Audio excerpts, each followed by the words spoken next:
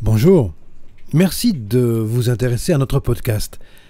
Je m'appelle Bob Lénars et je vais vous présenter dans cette vidéo la partie pédagogique du podcast Chocolat. En créant le podcast il y a 5 ans, notre but était de proposer un outil qui permette aux étudiants japonais de s'entraîner à l'écoute. Un des points où ils sont assez faibles. En proposant un programme d'information sur les activités francophones au Japon, nous espérons leur donner des raisons d'apprendre le français ou plus simplement de ne pas en abandonner l'étude. Chocolat propose donc chaque semaine un document sonore authentique de 2 minutes, essentiellement des interviews, mais aussi des dialogues et des narrations. C'est donc un français naturel, exploité différemment selon le niveau des apprenants. Le podcast ne se limite pas à la séquence en français. L'ensemble a une durée de 12 minutes et comprend les éléments suivants. La Corse, une île française trop peu connue. Les titres en 2 langues. La transcription des titres en français est disponible dans un document téléchargeable, le PDF, dont je vous parlerai plus tard. Ensuite, un sujet en japonais, présentant des personnalités japonaises qui ont des activités en rapport avec la France ou la francophonie.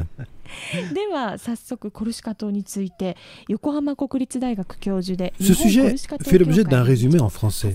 Ce n'est pas du français facile, mais c'est très court.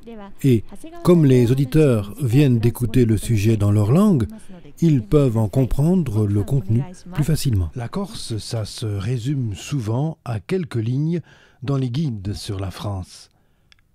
Le sujet en français est précédé d'une introduction en japonais. Comme ça, tout le monde sait de quoi on parle. Ensuite, le sujet en français.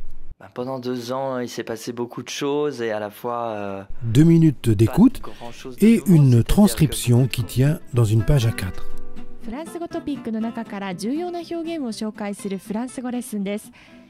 2 éléments de langage présents dans le sujet français sont expliqués dans ce qu'on appelle la petite leçon, une courte leçon radiophonique qui invite à découvrir le PDF qui, lui, propose plusieurs pages d'exploitation pédagogique.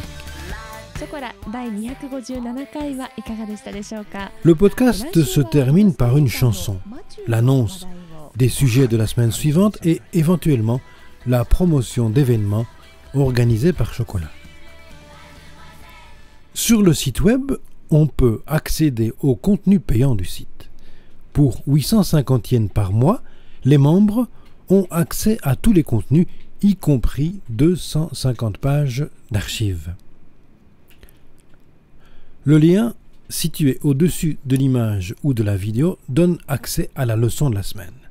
D'abord, une page avec différents fichiers audio et un autre lien qui permet de télécharger un fichier en PDF facilement imprimable.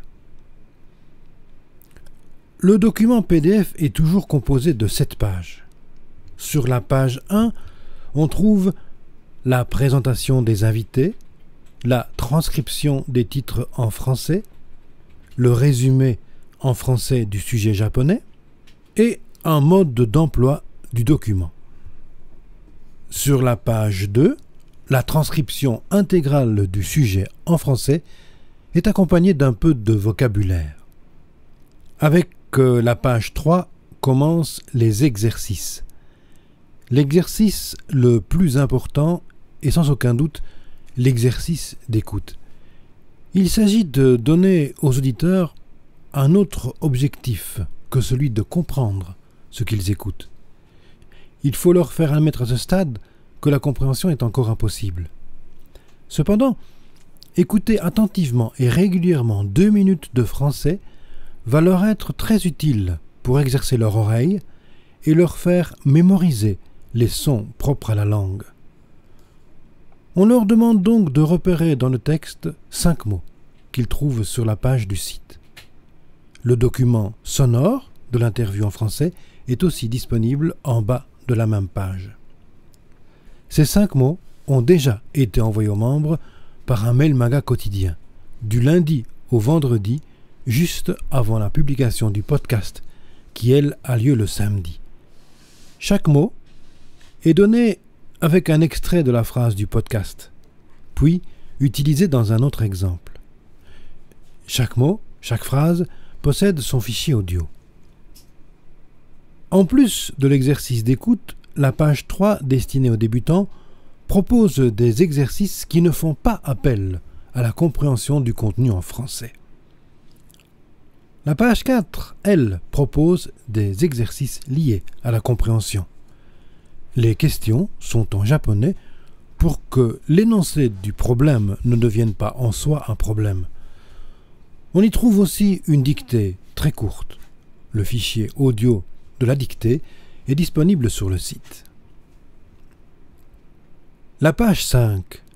Les exercices sont en français, les explications en japonais.